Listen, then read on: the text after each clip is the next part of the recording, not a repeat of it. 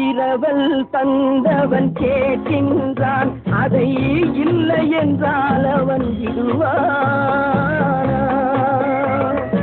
உறவை சொல்லி அழுவதனாலே உயிரை மீண்டும் தருவானா?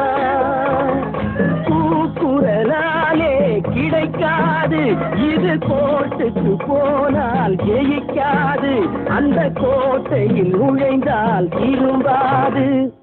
போனால் போகட்டும் போடா, போனால் போகட்டும் போடா. இந்த பூமியில் நிலையாய் வாழ்ந்தவர் யாரடா? போனால் போகட்டும் போடா.